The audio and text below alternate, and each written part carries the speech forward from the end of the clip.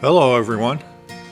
It's been a couple weeks since my video about the Ford GT40 heads, and life around our house has taken a bumpy detour since then. A family member has a serious health problem, so my time priorities got shifted for a while. But I think there might be some interest in what's cooking with my 289 build, so I'm doing this update to catch you up. In my previous video, I showed you how I was calculating the compression ratio of the engine, with various combustion chamber sizes and various piston domes. I also showed some basic Microsoft Excel spreadsheet functions that can be used to calculate the compression ratio, and some engine data I organized in a table. Since then, I've been scouring the internet for potential pistons to use. I added another good sheet to my Excel file, and I discovered a brand of multi-layer steel head gaskets that come in a wide variety of thicknesses that can be used to fine-tune the compression ratio. Chromatic head gaskets might not be new to you, but I've never done this kind of engine modification, so I'm learning some of the engine builders' useful techniques like this. And since all my previous engine overhauls used stock parts and gaskets with stock heads and flat-top pistons, I wasn't completely aware of the importance of calculating quench when I'm determining the head gasket thickness. So let's talk about what I'm doing, and maybe some of us will learn some things.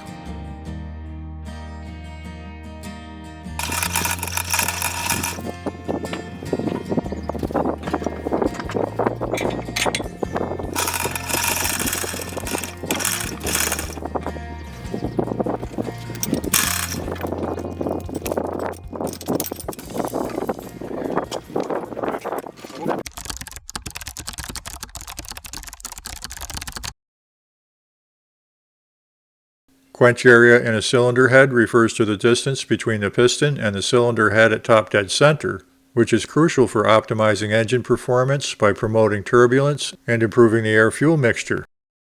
A tighter quench area can enhance combustion efficiency and reduce the chances of detonation. Importance of quench. Combustion efficiency. A tighter quench area promotes better mixing of the air-fuel mixture, leading to a more efficient combustion. Turbulence creation. The quench area helps create turbulence within the combustion chamber, which enhances the mixing of the air-fuel mixture and accelerates flame propagation. Detonation reduction. By improving the uniformity of the combustion process, a well-designed quench area can reduce the likelihood of detonation, which can damage the engine. Factors affecting quench area. Piston design. Flat-top pistons provide more quench area compared to dished pistons. Head gasket thickness. Thicker gaskets increase quench distance, potentially reducing efficiency. Deck height. The distance from the top of the piston to the block affects quench height. Ideal quench height. The ideal quench height is typically between 35 to 40 thousandths of an inch. This range allows for optimal turbulence and combustion efficiency without risking contact between the piston and the cylinder head. However, there's a Ford engine builder on YouTube who says 40 to 50 thousandths is the range he shoots for. It seems to me 40 to 50 thousandths is a good range to use in a naturally aspirated engine, and I don't want to find out what it sounds like when a piston hits the cylinder head. A naturally aspirated engine uses vacuum to pull the air-fuel mixture in without the help of a turbo or supercharger.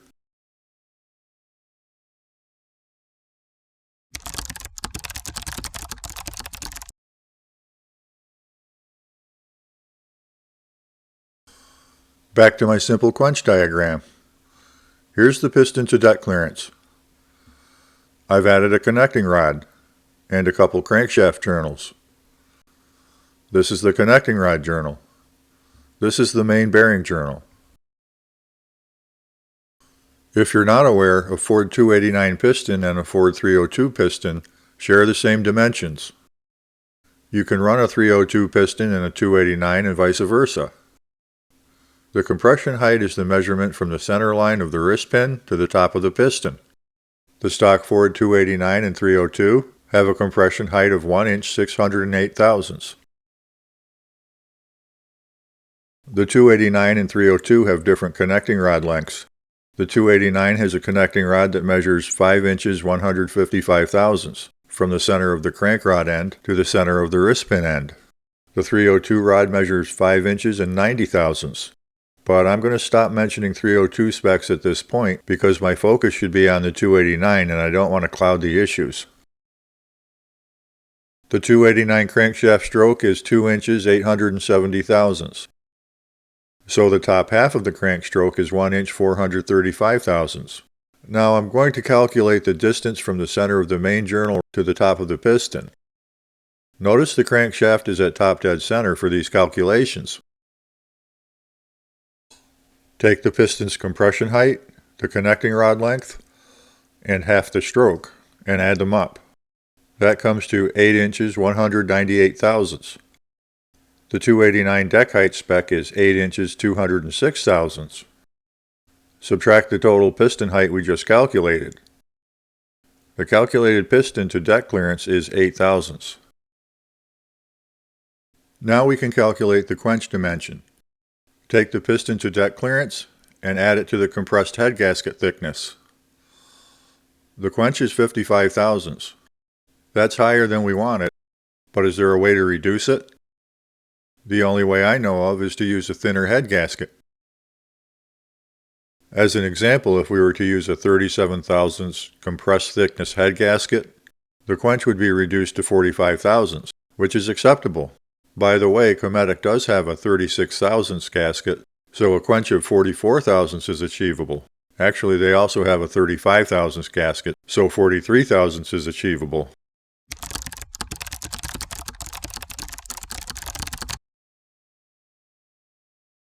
If you watched my previous video, you're familiar with my Excel spreadsheet here that calculates compression ratio. This first box here calculates the cubic centimeters of the cylinder. The next box calculates the cubic centimeters of the head gasket, the hole in the head gasket. This next box calculates the cubic centimeters for the piston to deck clearance. And then down here, we take all those numbers and add them up, divide them by the combustion chamber, and that comes up with the compression ratio. And over here you can add a dome. So for example, this would be a dome that takes up 6 cubic centimeters.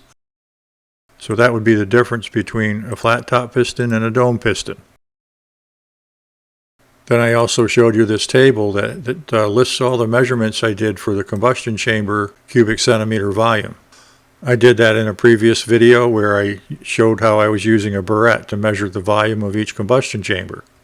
By the way, there was some question about the overly large volumes of these combustion chambers, given that GT40 Cobra head combustion chambers should have a 61 to 63 cc volume. And my GT40 head combustion chambers range between 64.2 and 66.6 cc's. They aren't even in the right ballpark. Well, I discovered these castings weren't just used as GT40 Cobra heads. They can also be found on the 1996 to mid-1997 Ford Explorer. I've seen references online that indicate the Explorer GT40 heads have combustion chambers in the 63 to 67 cc range. This table from LMR indicates the GT40 Explorer heads are 65 cc's and the GT40 Cobra heads are 61 cc's. So I think the mystery is solved. The heads I purchased, believing they're GT40 Cobra heads, are actually GT40 Explorer heads.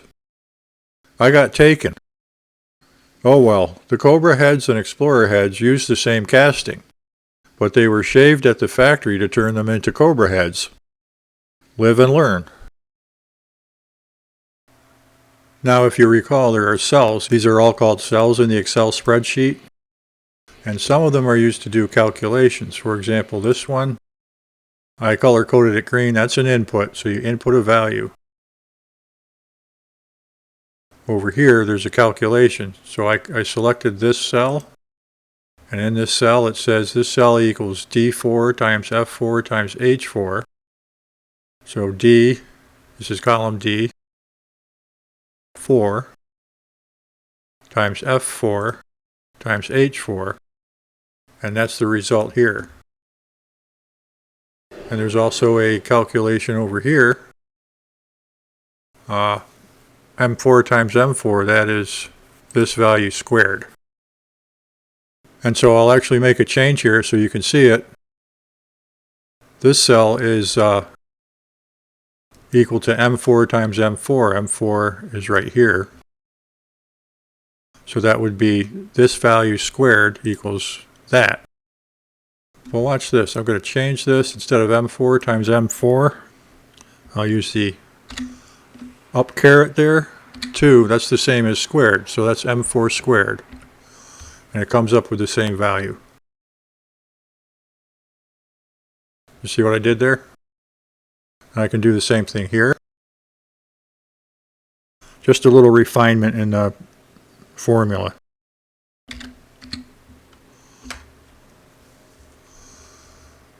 And that works fine.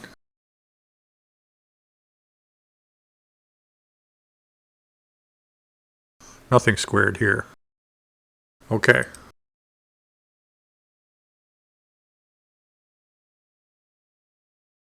So anyway, what I'm about to show you is that all of this, every bit of it,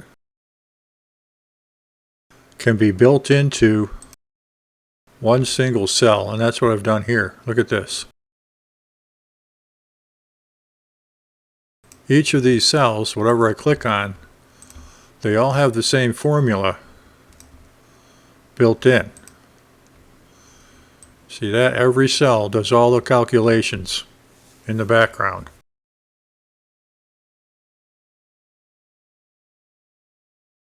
And what I've done here, is I've also built multiple tables, and every cell has all the calculations in the background. You can see there. And if you recall, I had measured about the cc's of my combustion chambers, and then I did an experiment to measure the cc's if the heads were shaved 10 thousandths. So this table is 10 thousandths shaved. The next one is 20 thousandths. The next one is 30, 40, and 50 thousandths shaved. But now what I wanted to know is, what about a piston relief, dish, or dome size adjustment in cubic centimeters? So each of these columns here across the top represents a certain amount of piston relief, dish, or dome. And let's see, in this case here, for example, column E is 3 cc dome.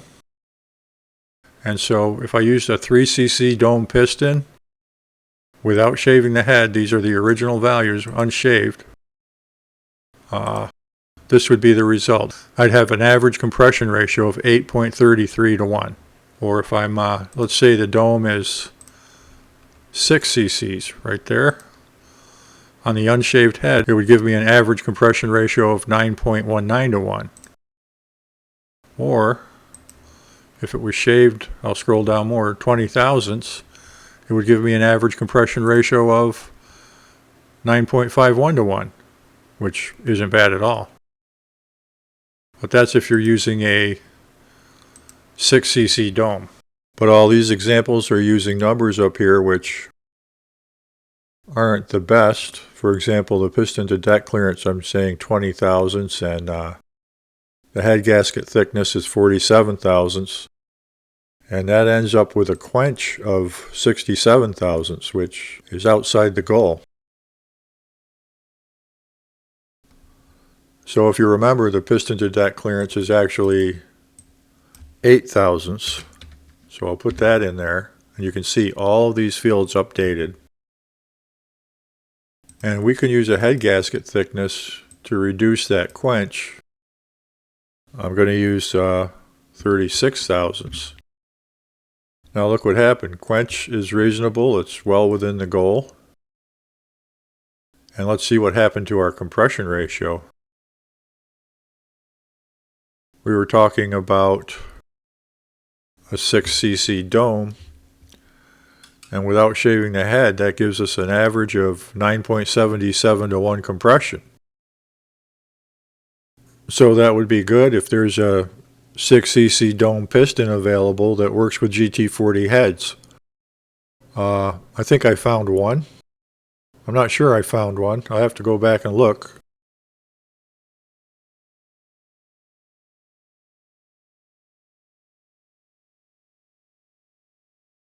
But what I did find is a 3cc dome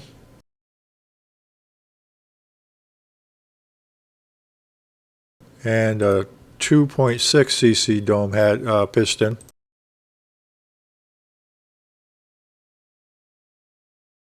That is available, and the 3cc dome piston gives me a 9.36 to 1 compression ratio on the unshaved. I mean, this is the as measured head. These head volumes are what I measured without shaving the head. Or I also found a 2.6cc dome volume, which would give me a 9.31 to 1 compression ratio, and both of those numbers by themselves are actually really good and desirable. But what if I scroll down here and say I shaved off 10 thousandths from the head? Well, that would give me a 9.53 to 1 compression ratio on the 3cc dome. So that's really good. Or if I use the 2.6cc dome piston, that would give me a 9.48 to 1 average compression ratio. That's really good. I'm actually leaning toward the 2.6cc dome piston. And if I scroll down here to shave the head 20 thousandths, that gives me a average of 9.65 compression ratio. But if you look up here, the 2.6cc dome piston leaves some much lower numbers for compression on some of the cylinders. There's one that's 9.36 and 9.45, 9.41. And I'd like to have the average remain above 9.5 to 1. So here it's 9.48. It's below 9.5 to 1. Let me scroll down here a little bit. Again, I'm on the 2.6cc dome piston. And if I look at these individual numbers, they're all above 9.5 to 1, and the average is 9.65 to 1. So I'm kind of leaning toward using the 2.6cc dome piston and shaving the heads 20 thousandths. Although honestly, shaving the head 10 thousandths would be pretty good as well. But even if I use the 3cc dome piston, I still get some cylinders here that are below 9.5 to 1. There's one right there, and there's one right there. So shaving the head, using either one of these pistons and shaving the head 10 cc's doesn't seem to really work. That's why I'm leaning toward the 2.6cc dome piston. My lowest compression cylinder would be 9.53 to 1, and the average would be 9.65 to 1. I think that's a pretty aggressive compression ratio, but not too high, and certainly not 10 to 1 where I probably don't want to go. Okay, so down here I added a couple of tabs. One of them here is specifically for these Keith Black hyper-eutectic pistons.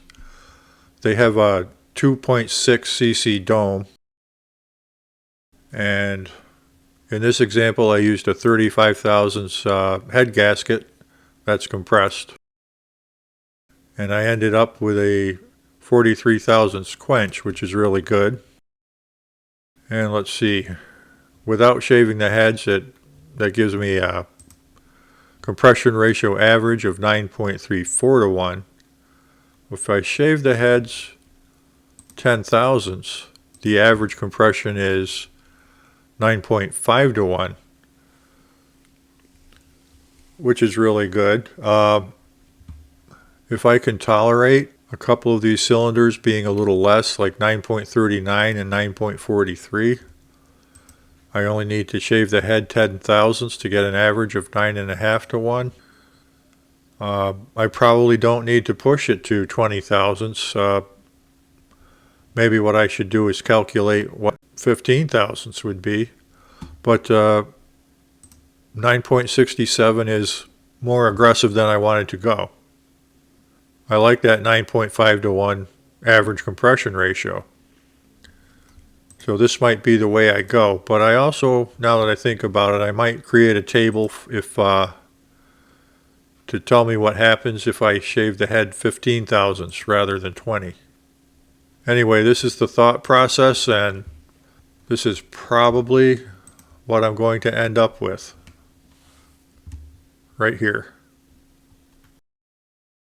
Okay, so I went ahead and updated this spreadsheet, and I added the table for the compression ratios when the head is shaved 15 thousandths.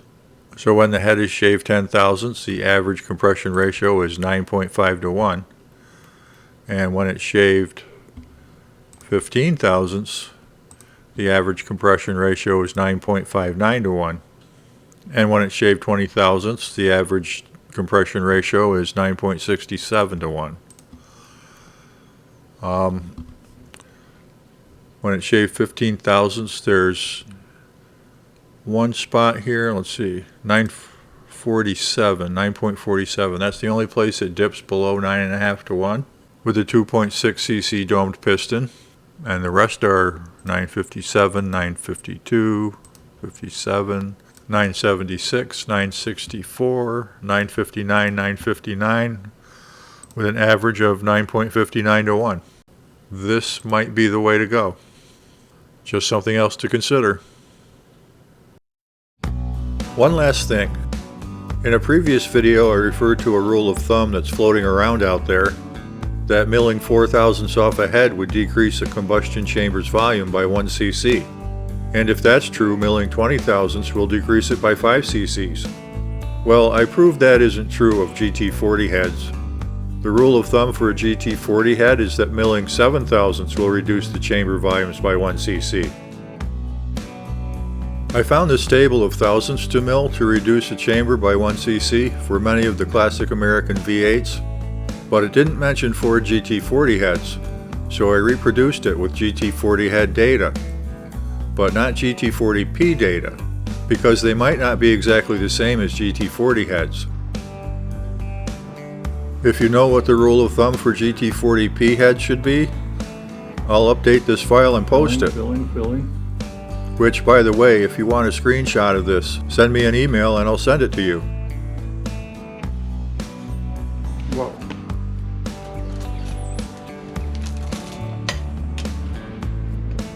Thank you for watching.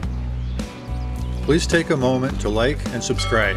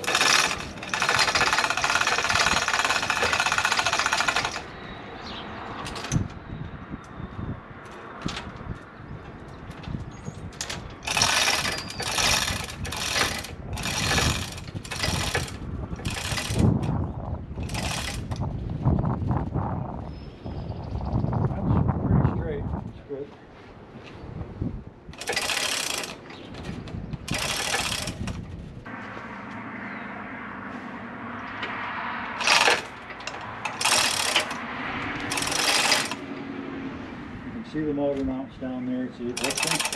I've got to clear those. See a lot of antifreeze strong. That's okay. There's a little. I clear those and then I can pull this forward.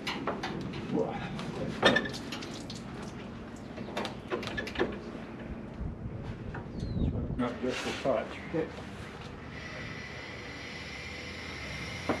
Hold it.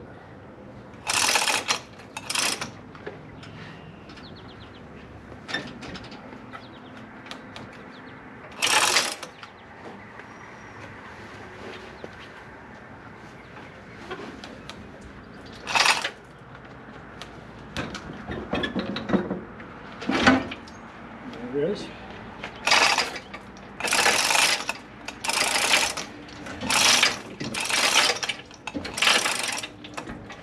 The Z-bar dropped right out like I was hoping it would.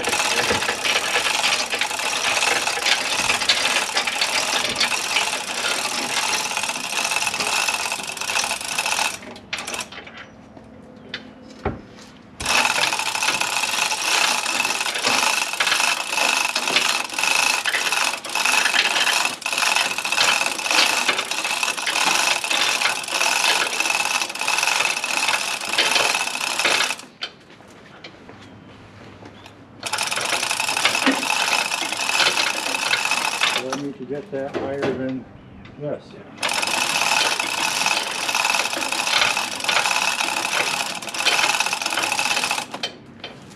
Far enough? Well, I also have to get it higher than that plate back there.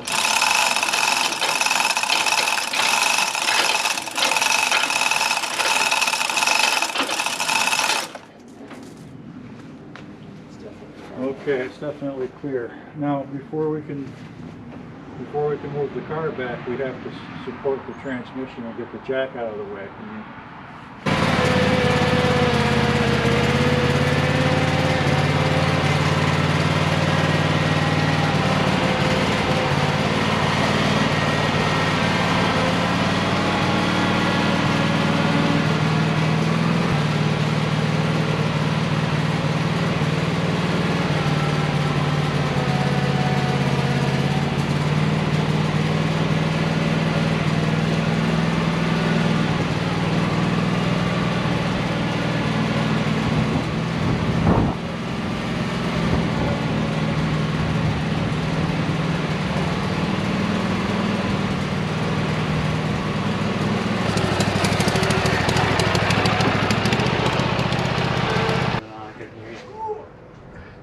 Gotta get over that hump. Got it.